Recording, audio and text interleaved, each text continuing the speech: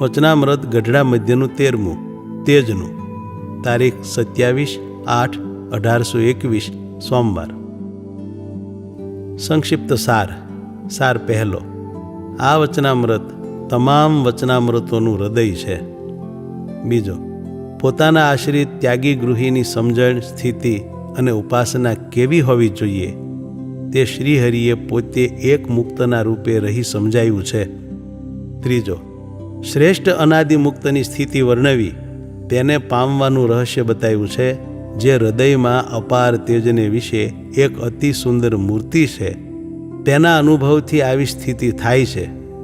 ચોથું, એ મૂર્તિ વિશે આપણે જે સમજવાનું છે તે સ્પષ્ટ કર્યું છે, જે એ તેજને વિશે જે મૂર્તિ છે તે જ આ પ્રત્યક્ષ મહારાજ છે.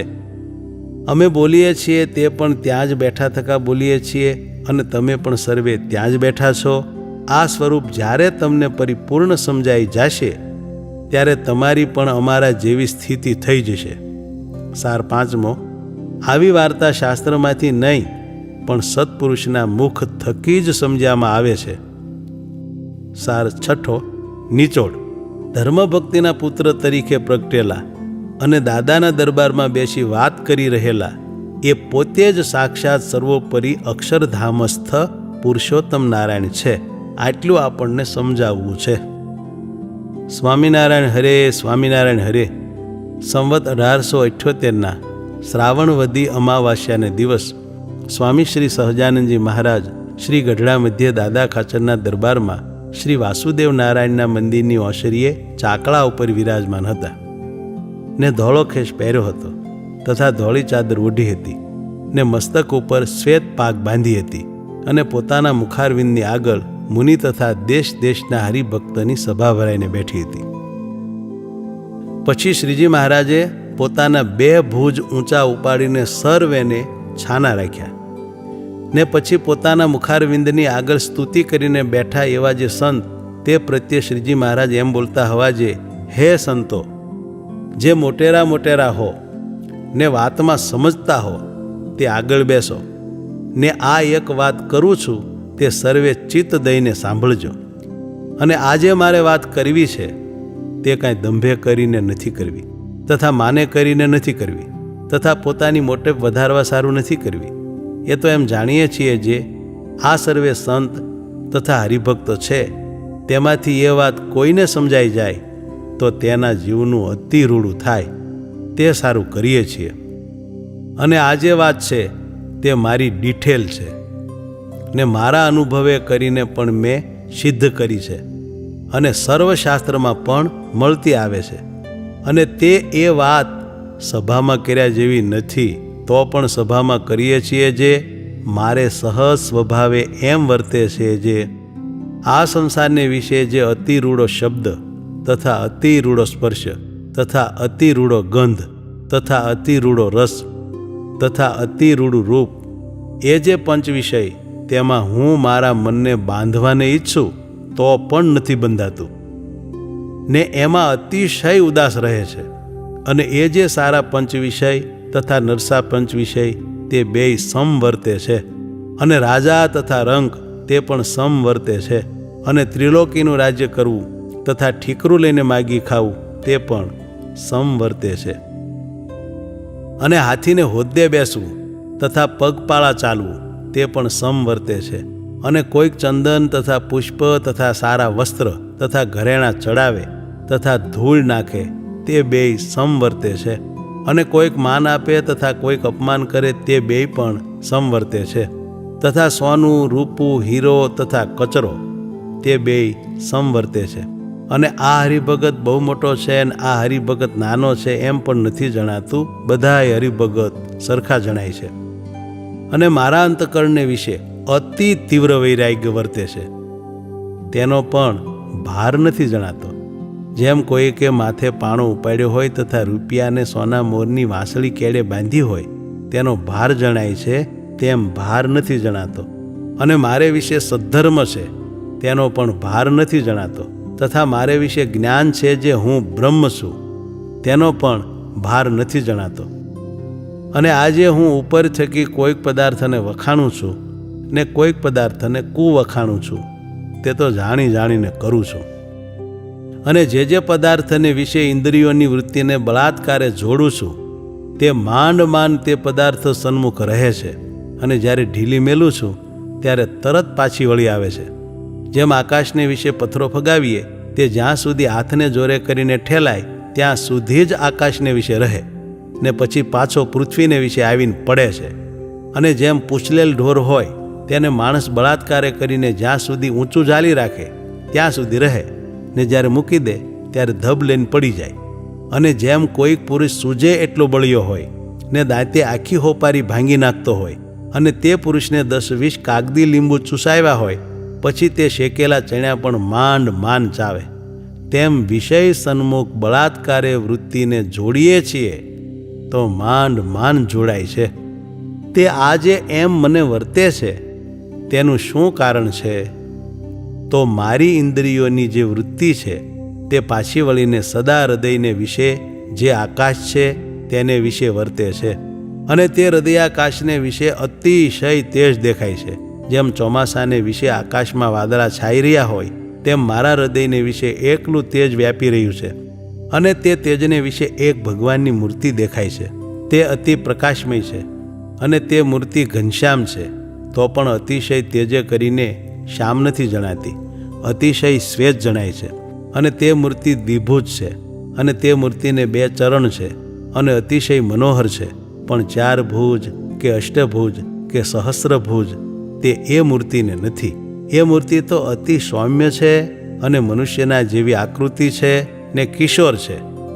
તે એ મૂર્તિ ક્યારેક તો એ તેજમાં ઊભી દેખાય છે, ને ક્યારેક બેઠી જણાય છે, ને ક્યારેક હરતી ફરતી દેખાય છે.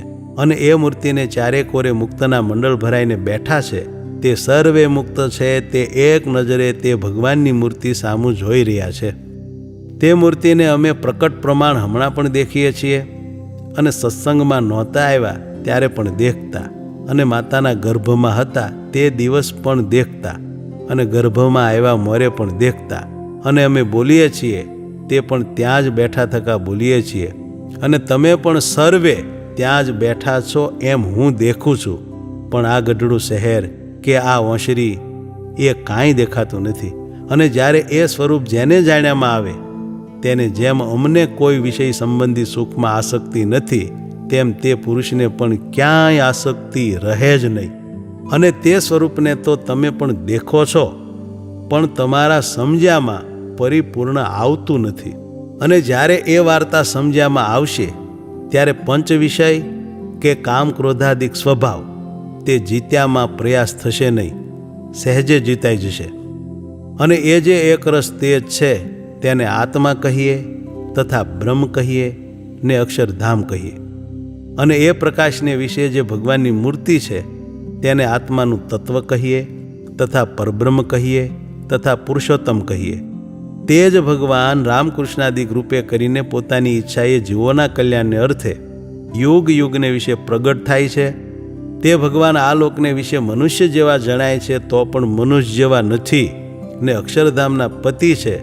તે શ્રીકૃષ્ણ ભગવાને ગીતામાં કહ્યું છે જે ન તદ ભાસયતે સૂર્યો ન શશાંકો ન પાવકઃ યદ ગત્વા ન નિવર્તન્તે તદ ધામ પરમમ મમ. અર્થ, જે ધામને સૂર્ય, ચંદ્ર અને અગ્નિ પ્રકાશિત કરી શકતા નથી, અને જેને પામીને ક્યારેય પાછું પડવાનું થતું નથી, તે મારું પરમ ધામ છે. આમ મનુષ્યરૂપ પ્રગટ ભગવાન બોલ્યા એટલે ભગવાન મનુષ્ય જેવા જણાય છે, તો પણ ધામના પતિ છે અને દિવ્ય સ્વરૂપે જ છે. માટે શ્રીકૃષ્ણ ભગવાન મનુષ્ય જેવા જણાતા હતા, તો પણ અક્ષરાતીત કૈવલ્ય મૂર્તિ જ છે.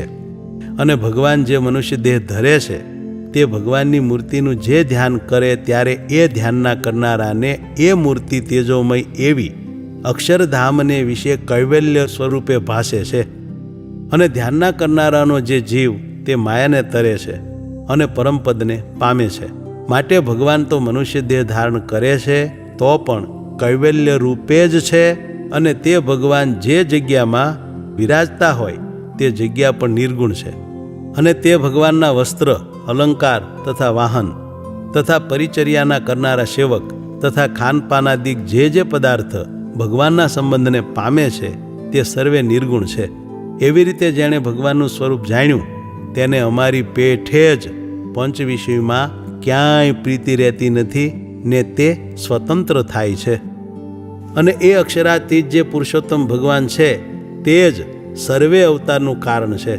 અને સર્વે અવતાર પુરુષોત્તમમાંથી પ્રગટ થાય છે અને પાછા પુરુષોત્તમને વિશે લીન થાય છે. તે જ્યારે ભગવાન મૂર્તિ ધરીને પાછા અંતર્ધ્યાન થાય છે ત્યારે તે જે ભગવાનની મૂર્તિ તે ક્યારેક તો મનુષ્યની પેઠે આ પૃથ્વીને વિશે પડી રહે છે. તે જેમ શ્રીકૃષ્ણની મૂર્તિને ખોળામાં લઈને રૂકમિણીજી બળી મૂવા તથા ઋષભદેવનો દેહ હતો તે દાવાનળને વિશે બળી ગયો એમ પણ થાય. અને ક્યારેક તો હાડ માંસ સહિત દિવ્ય ભાવ પામીને કાંઈ રહે નહીં, અંતર્ધ્યાન થઈ જાય. અને જ્યારે પ્રકટ થાય ત્યારે પણ ક્યારેક તો સ્ત્રી થકી જન્મ ધરે ને ક્યારેક તો પોતાની ઈચ્છામાં આવે ત્યાં થકી પ્રગટ થઈ આવે છે. એમ એ ભગવાનના જન્મ અને દેહ મૂક્યાની રીતિ તો અલૌકિક છે. અને જ્યારે એવું ભગવાનનું સ્વરૂપ છે તેને દ્રઢ કરીને સમજશો ત્યારે તમને કોઈ પ્રકારનું વિઘ્ન કલ્યાણના માર્ગને વિશે નહીં થાય. ને એ ભગવાનના સ્વરૂપની દૃઢતા વિના તો ગમે તેટલો ત્યાગ રાખો અને ગમે તેટલા ઉપવાસ કરો પણ કોઈ રીતે ખામી ભાંગશે નહીં. અને તમે એમ કહેશો જે અમને તો એ સ્વરૂપની તમે જેમ કહો છો તેમ દ્રઢતા છે તો પણ પ્રાણ ઇન્દ્રિયો કેમ લીન નથી થતા? તો એ તો પરમેશ્વરની ઈચ્છાએ એમ રહ્યું છે એમ સમજવું, પણ તેને કાંઈ કરવું રહ્યું નથી. એ તો કૃતાર્થ છે અને એ તો સર્વ સાધનના અંતને પામ્યો છે. અને જો ભગવાનના સ્વરૂપની આવી રીતે દૃઢતા હોય ને કદાચિત જો નિર્માન, નિર્લોભ, નિષ્કામ, નિસ્વાદ અને નિષ્નેહ એમાં કાંઈક થોડી ઘણી કાચપ રહી જાય તો તેની કાંઈ ચિંતા નથી. પણ ભગવાનના સ્વરૂપમાં જો કોઈ રીતની સમજ્યામાં કસર રહી તો કોઈ રીતે વાંધો ભાંગશે નહીં. માટે દેહ છતે જે પ્રકારે આવું રહસ્ય સમજાય તેવો ઉપાય કરવો. અને આ વાર્તા યથાર્થ સમજાણી હોય ને કોઈક પ્રારબ્ધ કર્મને વશ થઈને જો કોઈક નીચ ઊંચ દેહની પ્રાપ્તિ થાય તો પણ વૃત્રાસુરની પેઠે જ્ઞાન જાય નહીં. તથા જેમ ભરતજીને મૃગનો દેહ આવ્યો તો પણ પૂર્વજન્મનું જ્ઞાન ટળ્યું નહીં, એવું આ જ્ઞાનનું અતિશય મહાત્મ્ય છે. અને નારદ સનકાદિક ને બ્રહ્માદિક દેવ તેમની સભામાં પણ નિરંતર આ જ વાર્તા થાય છે. અને આવી ભગવત સ્વરૂપ સંબંધી જે વાર્તા તે તો શાસ્ત્રમાંથી પણ પોતાની મેળે સમજાય નહીં. અને સદગ્રંથોમાં આવી વાર્તા તો હોય પણ જ્યારે સત્પુરુષ પ્રગટ થાય છે ત્યારે તેમના મુખ થકી જ વાત સમજ્યામાં આવે છે, પણ પોતાના બુદ્ધિબળે કરીને સદગ્રંથોમાંથી પણ સમજાતી નથી. અને જેને આવી રીતે યથાર્થ ભગવાનનું સ્વરૂપ સમજ્યામાં આવ્યું છે તેને જો ભૂત, ભવિષ્ય અને વર્તમાન એ ત્રણ કાળને વિશે દૃષ્ટિ પહોંચતી હોય તો પણ તેને એ વાતનો કાંઈ ગર્વ હોય નહીં. અને કોઈને વર કે શાપ દે નહીં, અને કોઈ ઠેકાણે વર કે શાપ દે પણ ખરા, અને કોઈ ઠેકાણે નિર્ભય રહે ને કોઈ ઠેકાણે બીવે પણ ખરા, પણ તેણે કરીને પોતે કાંઈ હર્ષ શોક મનમાં લાવે નહીં. અને જેને ભગવાનનો આ કહ્યો એવી રીતે દ્રઢ આશ્રય હોય તે જાણીને તો ભૂંડું કર્મ કરે જ નહીં. પણ કદાચિત ભૂંડા દેશકાળાદિકને યોગે કરીને જો કાંઈક અવળું કર્મ થઈ જાય તો પણ તે દ્રઢ આશ્રયવાળો કલ્યાણના માર્ગ થકી પડી જાય નહીં. માટે એ જે ભગવાનનો દ્રઢ આશ્રય છે એવો નિર્વિઘ્ન માર્ગ કોઈ નથી. અને એ વાત જેને સમજાણી હોય તેનો તો અતિ મોટો આશય હોય. જુઓ ને, અમારે પરમહંસ તથા સત્સંગી સમસ્ત પાસેથી કોઈ સ્વાર્થ સાધવો નથી. તો પણ કોઈને બોલાવીએ છીએ, કોઈને વઢીએ છીએ, કોઈને કાઢી મૂકીએ છીએ. એનું એ જ પ્રયોજન છે જે કોઈ રીતે આ વાત સમજાય તો બહુ સારું થાય. માટે આ વાર્તા છે તે સર્વે દ્રઢ કરીને રાખજો. અને જે તેજને વિશે મૂર્તિ છે તે જ આ પ્રત્યક્ષ મહારાજ છે એમ જાણજો. અને જો એમ ન જણાય તો એટલું તો જરૂર જાણજો જે અક્ષરરૂપ જે તેજ તેને વિશે જે મૂર્તિ છે તેને મહારાજ દેખે છે. એમ જાણશો તો પણ તમારે મારે વિશે હેત રહેશે. તેને કરીને તમારું પરમ કલ્યાણ થશે. અને આ વાતને નિત્ય નવીને નવી રાખજો. પણ ગાફલપણે કરીને વિસારી દેશોમાં આજ છે તેવી જ કાલ નવી રાખજો, અને તેવી જ દેહનો અંત થાય ત્યાં સુધી પણ દિન દિન પ્રત્યે નવી ને નવી રાખજો. અને જે ભગવાનની વાત કરો તે વાતને વિશે આ વાતનું બીજ લાવજો, એમ અમારી આજ્ઞા છે. અને આ વાર્તા તો એવી જીવનદાર છે જે દેહ રહે ત્યાં સુધી પણ નિત્ય પ્રત્ય કરવી, અને દેહ મૂકીને ભાગવતી તનુએ કરીને પણ આ જ વાર્તા કરવી છે. અને આજે અમે તમને વાત કહી તે સર્વે શાસ્ત્રનો સિદ્ધાંત છે ને અનુભવમાં પણ એમ જ દ્રઢ છે. અને અમે પ્રત્યક્ષ નજરે જોઈને તમને આ વાત કહી છે. અને જો પ્રત્યક્ષ જોઈને ન કહી હોય તો અમને સર્વે પરમહંસના સમ છે. એવી રીતે શ્રીજી મહારાજે પોતાના ભક્તજનની શિક્ષાને અર્થે પરોક્ષપણે પોતાના પુરુષોત્તમપણાની વાર્તા કરી. તેને સાંભળીને સર્વે સાધુ તથા હરિભક્ત તે એમ જ માનતા હવા જે તેજને વિશે મૂર્તિ કહી તે જ આ શ્રીજી મહારાજ પ્રત્યક્ષ પ્રમાણ છે. ઇતિ વચનામૃતમ ગઢડા મધ્યનું 13મું થયું.